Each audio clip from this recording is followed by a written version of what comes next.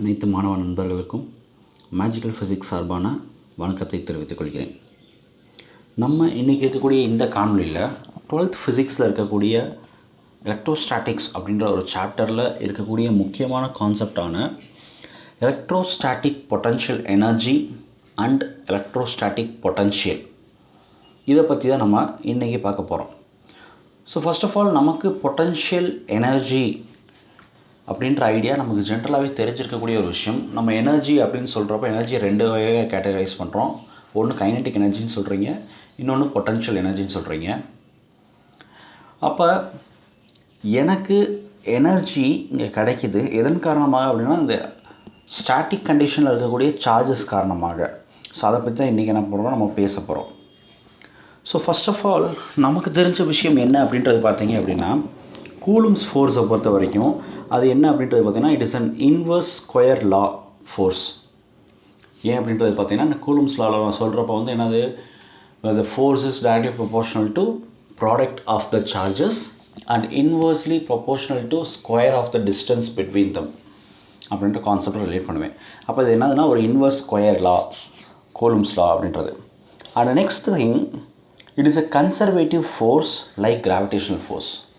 Conservative அப்படின்னு சொல்கிறப்போ வந்து நம்ம லா ஆஃப் கன்சர்வேஷன் ரிலேட் பண்ணக்கூடிய ஒரு விஷயம். எனக்கு அங்கே இருக்கக்கூடிய ஃபோர்ஸுன்றது எனக்கு என்ன, அது கன்சர்வேட்டிவ் அப்படின்னு சொல்கிறப்ப என்ன ஆகுது, எனக்கு force it gets transform from one substance to another substance or from one particle to another particle, இந்த மாதிரி நம்ம சொல்லிட்டு போகலாம். இப்போ நம்ம இங்கே என்ன பண்ண போகிறோம் அப்படின்றது பார்த்தீங்கன்னா, I'm just going to consider two charges. ரெண்டுமே just consider that both the charges are positive. both charges are positive charges. ஒரு சார்ஜ் நான் என்னன்னு எடுத்துக்கிறேன் அப்படின்னா, I just consider it as a test charge. ஒரு சார்ஜ் என்ன பண்ணுறேன், டெஸ்ட் சார்ஜ் எடுத்துக்கிறேன். இங்கே பாருங்கள், இந்த Qன்றது என்னோடய டெஸ்ட் சார்ஜ். அண்ட் இன்னொரு charge positive charge, that is called as Q dash, இங்கே இருக்கக்கூடிய சார்ஜ். இந்த ரெண்டையுமே கம்பேர் பண்ணுறப்ப யூ வில் நோட்டீஸ் சம்திங். என்ன அப்படின்றது பார்த்தீங்கன்னா, இந்த க்யூன்னு சொல்லக்கூடிய சார்ஜ் வந்து பார்த்தீங்க அப்படின்னா, it is bigger in size. இந்த சார்ஜ் எப்படி இருக்குது, பிகர் இன் சைஸ்.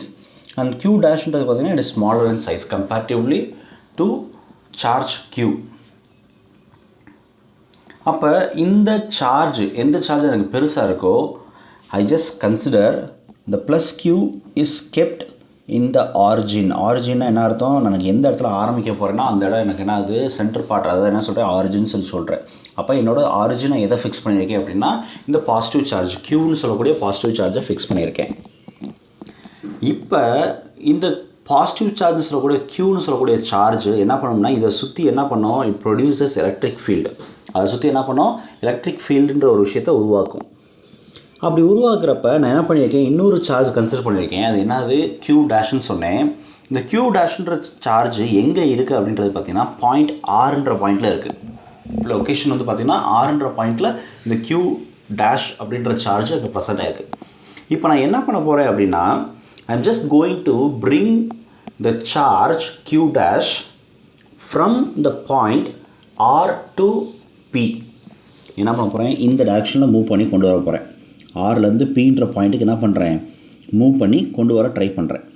சரியா?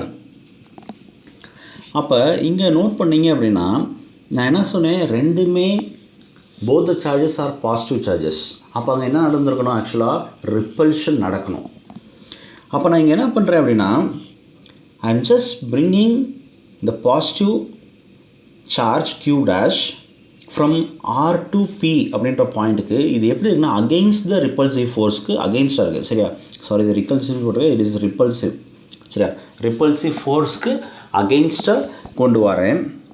அப்போ இந்த அகெயின்ஸ்டாக கொண்டு வரேன் அப்படின்னா நான் என்ன பண்ணணும், I have to just do some work. ஏன்னா டு ஓவர் கம் த ரிப்பல்ஷனை தாண்டி வரதுக்கு என்ன பண்ணுறோம், நான் அடிஷ்னலாக ஏதோ ஒரு ஃபோர்ஸ் எக்ஸ்ட்ரா அப்ளை பண்ணி ஆகணும். அதனால் என்ன பண்ணுறேன், work must be done to over come this repulsion.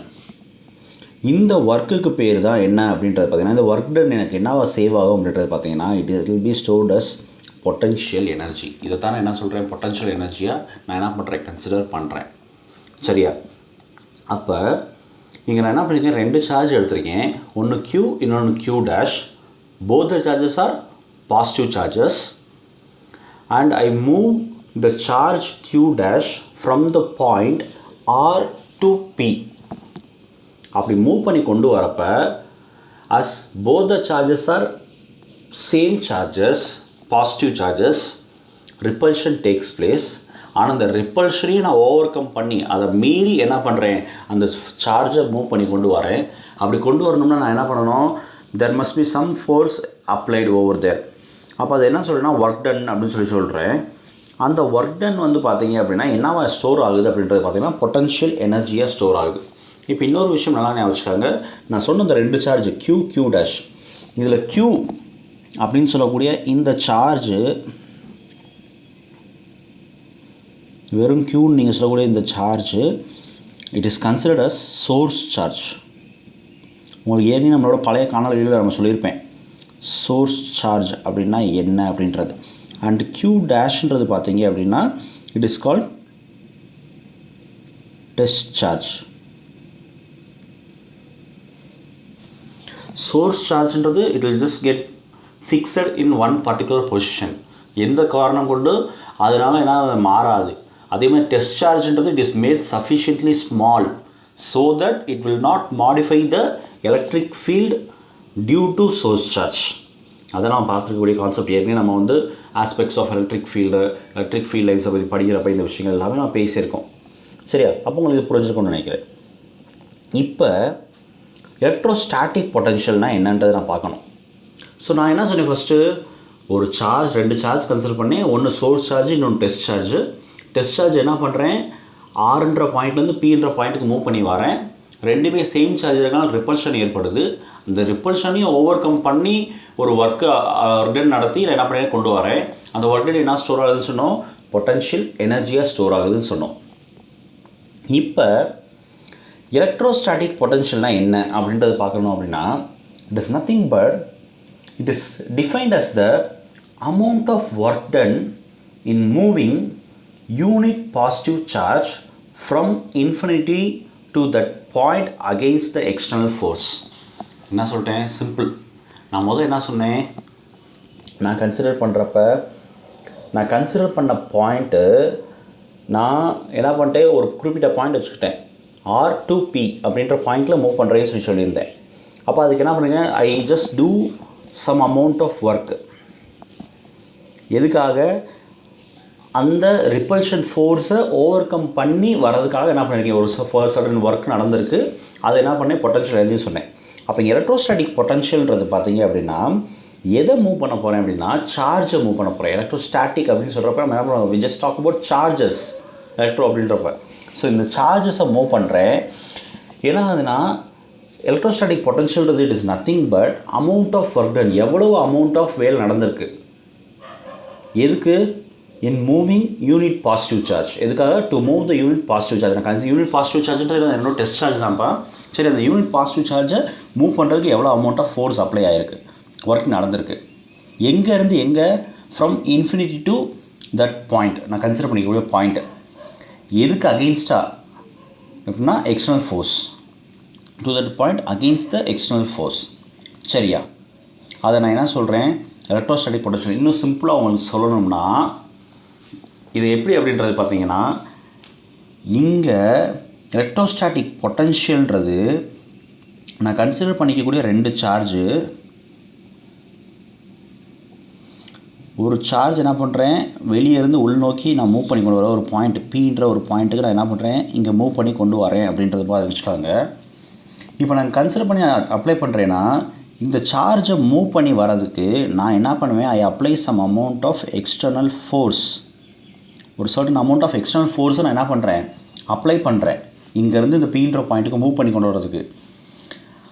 ஆனால் இங்கே எனக்கு எலக்ட்ரோஸ்டாட்டிக் பொட்டன்ஷியல்ன்றது எதை டிஃபைன் பண்ணுதுன்னு பார்த்தீங்கன்னா amount of work done in moving unit positive charge from infinity to that point against the external force. இந்த எக்ஸ்டர்னல் ஃபோர்ஸ்க்கு அகெயின்ஸ்டாக என்ன ஆகுது, எனக்கு இங்கே ஒரு certain amount of work done நடக்குது. எதுக்காக, அந்த பாயிண்ட்டை மூவ் பண்ணுறதுக்காக. சரியா? இன்ஃபினிட்டிலேருந்து மூவ் பண்ணுறதுக்காக. அதை நான் என்ன சொல்கிறேன், எலக்ட்ரோஸ்டாட்டிக் பொட்டன்ஷியல் அப்படின்ற டேர்ம் வச்சு ரெப்ரசன்ட் பண்ணுறேன்.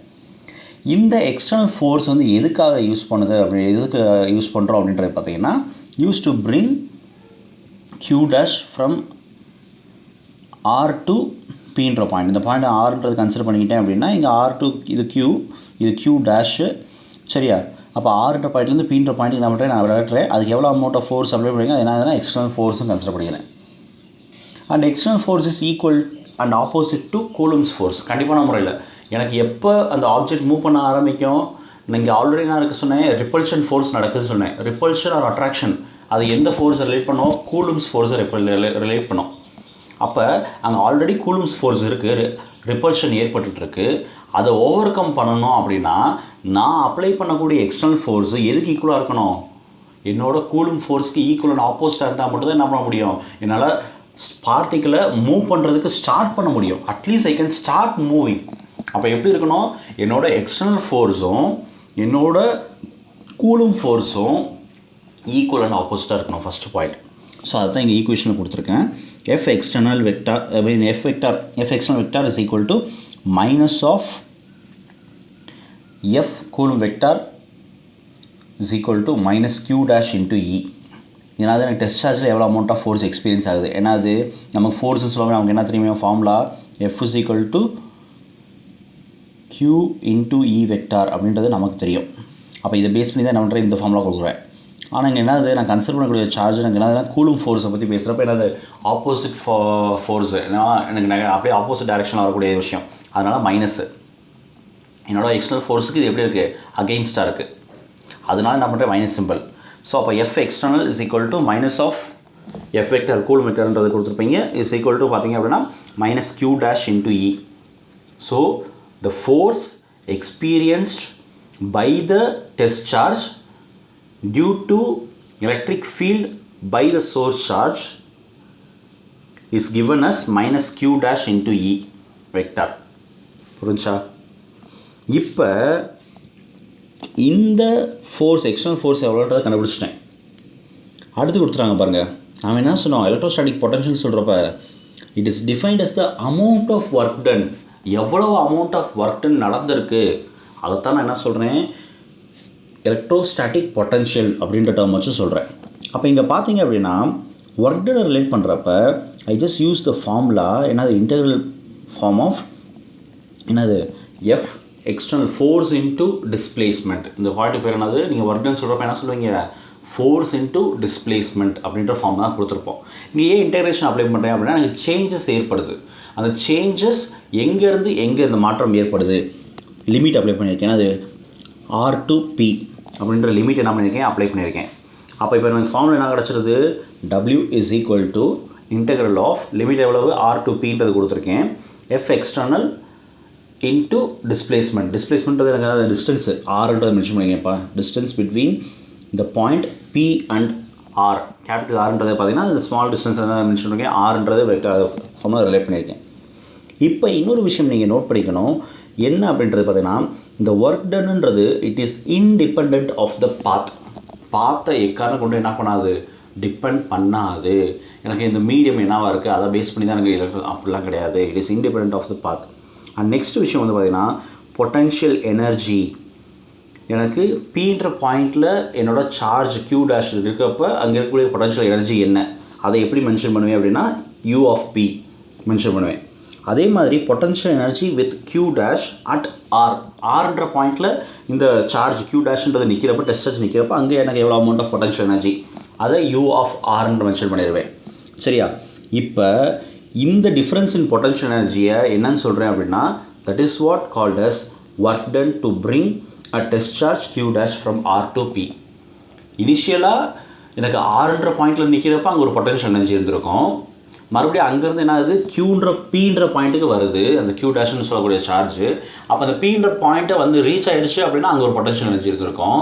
இந்த ரெண்டுக்கு உண்டான டிஃப்ரென்ஸ் தான் நான் என்னன்னு சொல்கிறேன், ஒர்க் டன் சொல்கிறேன். அந்த ரெண்டுக்கு உண்டான டிஃப்ரென்ஸ் தான் நான் என்ன சொல்கிறேன், ஒர்க் டன் அப்படின்றத வச்சு நம்ம என்ன பண்ணுறோம், இங்கே நம்ம ரிலேட் பண்ணுறோம். ஸோ அப்படி ரிலேட் பண்ணுறப்போ just look at this formula. First formula என்னது, UP மைனஸ் UR, அது final minus initial. UP minus UR இது என்ன சொல்லுவீங்க, டெல்யூன்னு சொல்லுவீங்க.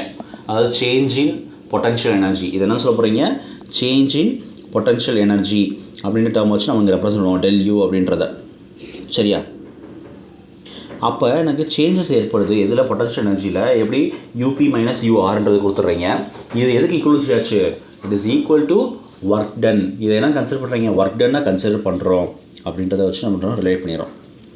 ஏன்னா நம்ம தான் சொல்லுவோம்ல, த difference in potential energy is defined as the amount of work done in moving a unit test charge from point R to P. நம்ம கன்சிடர் பண்ண சேம் டெஃபினேஷன், அதை வச்சு எனக்கு கொடுத்தாச்சு இந்த ஃபார்முலா. சரி, ஓகே, ஃபைன்.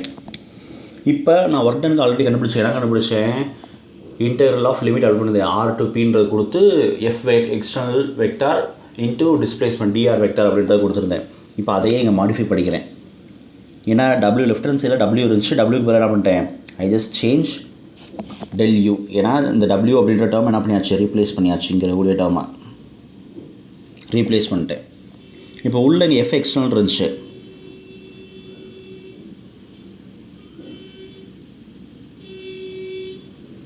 எஃப் எக்ஸ்டர்னல்ன்றது இருந்துச்சு, அதை ரீப்ளேஸ் பண்ணி என்ன பண்ணியாச்சு, அதோட வேல்யூ சப்ஸ்டியூட் பண்ணிட்டேன். நம்ம ஆல்ரெடி கண்டுபிடிச்ச ப்ரீவியஸ் ஈக்குவேஷன் பார்த்துருப்பீங்க. என்னது மைனஸ் q dash into e vector substitute பண்ணிட்டேன். இப்போ இதில் பார்த்தீங்கன்னா சார்ஜ்ன்றது it is not going to change, அது ஃபிக்ஸட். சார்ஜ்ன்றது எப்பயுமே எப்படி தான் இருக்கும், ஃபிக்ஸடாக தான் இருக்கும், அதோட குவான்டிட்டி. அதனால் அது என்ன ஒரு கான்ஸ்டன்ட்னால வெளியே எடுத்துறேன், மீதி எல்லாத்தையும் உள்ள வச்சுப்பேன். சரியா, வச்சு ஐ ஹேவ் டு இன்டகிரேட். சரியா, ஸோ எனக்கு ஈக்குவேஷன் கிடச்சிருச்சு. என்னது, del u is equal to q dash into integral of rp limit apply பண்ணியிருக்கேன், minus of e vector into dr அப்படின்ற ஃபார்மெட்டில் கிடச்சிருச்சு. இது என்னது, this is the change in potential energy. நான் என்ன கண்டுபிடிச்சிருக்கேன், சேஞ்ச் இன் பொட்டன்ஷியல் எனர்ஜி எவ்வளோன்றது கண்டுபிடிச்சிருக்கேன். தவிர இப்போ வரைக்கும் potential energy difference per unit charge கண்டுபிடிக்கல. ஒரே ஒரு யூனிட் சார்ஜ் காரணமாக எனக்கு எவ்வளோ அமௌண்ட் ஆஃப் பொட்டன்ஷியல் டிஃப்ரென்ஸ் ஏற்படுதுன்றதை கண்டுபிடிக்கல. அதை தான் அடுத்து கண்டுபிடிக்க ட்ரை பண்ணுறேன். அப்போ potential energy difference per unit charge, ஒரே ஒரு யூனிட் சார்ஜ் காரணமாக எனக்கு எவ்வளோ பொட்டன்ஷியல் டிஃப்ரென்ஸ் ஏற்படுது, எனர்ஜி டிஃப்ரென்ஸ் ஏற்படுது அப்படின்றத பார்த்தீங்க அப்படின்னா change in potential energy divided by unit charge. அப்போ என்னது, del u divided by Q டேஷ்னு கொடுத்துருக்கேன். எனக்கு டெல் யூவோட ஃபார்முலா தெரியும், கண்டுபிடிச்சிட்டேன். டிவைடட் பை க்யூ டேஷ் கொடுக்குறேன். டெல் யூவில் ஆல்ரெடி வெளியே காமன் என்ன இருக்குது, க்யூ டேஷ்ன்ற ஒரு விஷயம் இருக்குது. இது கீழே க்யூ டேஷ் இருக்குது. ஆட்டோமேட்டிக்காக என்னது, தி கெட் கேன்சல் அவுட். இது அப்படியே ஆட்டோமேட்டிக்காக கேன்சல் அவுட் ஆகிடுது. இந்த ரெண்டுமே நான் கேன்சல் அவுட் ஆகுது. பேலன்ஸ் வந்து பார்த்தீங்கன்னா minus of integral of E vector dot TR vector அப்படின்றது கொடுத்துட்றேன். இந்த அபோவ் ஈக்குவேஷன் வந்து நமக்கு தெரியக்கூடிய விஷயம் வந்து என்ன அப்படின்றது பார்த்தீங்கன்னா, this equation to not depend on Q dash. Q டேஷ்ன்ற பாயிண்ட் இதை அதாவது நம்ம ஏற்கனவே கன்சிடர் பண்ண நம்ம ஆஸ்பெக்ட்ஸ் ஆஃப் எலக்ட்ரிக் ஃபீல்டை பற்றி நம்ம பேசிகிட்டு இருந்தோம்ல. அப்போ நம்ம பேசுகிறப்ப இல்லை கூலும்ஸ் லாவை பற்றி பேசுகிறப்ப இதெல்லாம் பார்க்குறப்ப நம்ம ஒரு விஷயம் சொல்லியிருப்போம். என்ன அப்படின்றது பார்த்தீங்க அப்படின்னா, எனக்கு நீங்கள் பொட்டன்ஷியல் எனர்ஜி பற்றி பேசுகிறப்ப இங்கே என்னதுன்னா எக்காரணம் கொண்டு என்னது மோஸ்ட்லி எல்லாமே எதை டிபெண்ட் பண்ணி தான் இருக்கும் அப்படின்றது பார்த்தீங்கன்னா சோர்ஸ் சார்ஜ் டிபெண்ட் பண்ணி தான் இருக்கும், டெஸ்ட் சார்ஜ் டிபெண்ட் பண்ணாது அப்படின்ற பாயிண்ட்டை ரிலேட் பண்ணக்கூடிய ஒரு விஷயம். அண்ட் இதுக்கு பேர் என்ன சொல்கிறீங்க அப்படின்னா எலக்ட்ரிக் பொட்டன்ஷியல் டிஃப்ரென்ஸ். இது என்ன சொல்கிறீங்க, this is called electric potential difference அப்படின்றத சொல்கிறீங்க. எங்கே, பிட்வீன் 2 பாயிண்ட்ஸ். எந்தெந்த பாயிண்ட் அப்படின்றது பார்த்தீங்க அப்படின்னா P அண்ட் R. சரியா, அப்போ இது என்ன பண்ணுறேன், எலக்ட்ரிக் பொட்டன்ஷியல் டிஃப்ரென்ஸ்னு சொல்கிறப்ப என்னது in terms of potential energy potential டிஃப்ரென்ஸை ரிலேட் பண்ணுறப்ப I just mention the simple del V. அப்போ VP minus VR is equal to del V அப்படின்றத நான் கொடுத்துட்றேன். சரியா, now the electric potential energy is defined as work done by external force to bring the unit positive charge from point R to P. அப்போ electric potential எனர்ஜினா என்ன அப்படின்றது பார்த்தீங்கன்னா work done தான். யார் காரணமாக நடக்கக்கூடிய ஒர்க் டன்னு, by external force. External force தான் என்ன பண்ணுது, ஒரு அமௌண்ட் ஆஃப் ஒர்க் நடத்துது. எதுக்காக, எனக்கு அங்கே ஏற்படக்கூடிய ரிப்பல்ஷனுக்கு அகெயின்ஸ்டாக போகிறதுக்காக.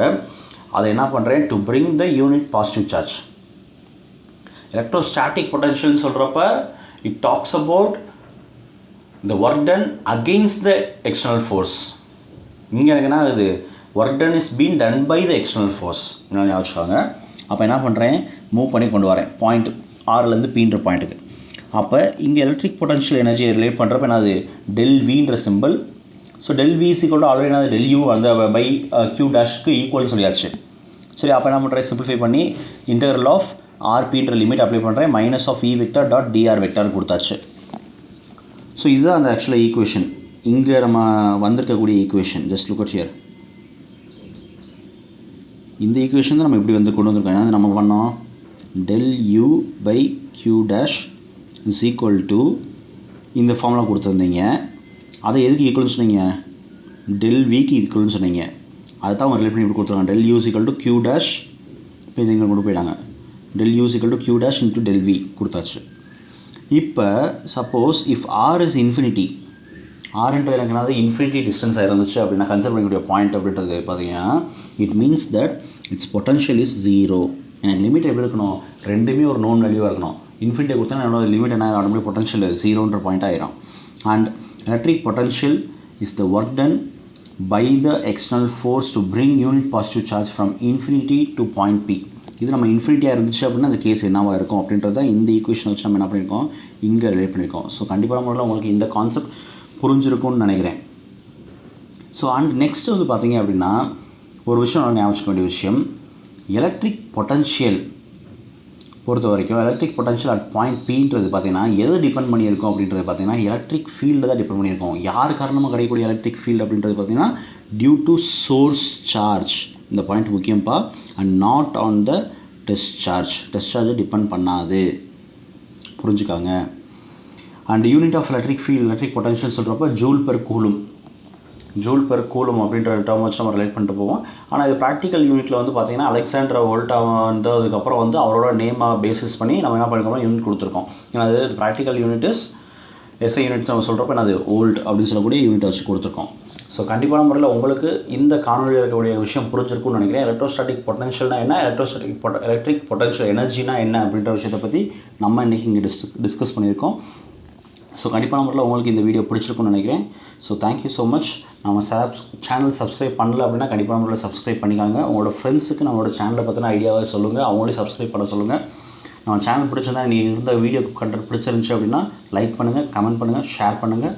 நன்றி.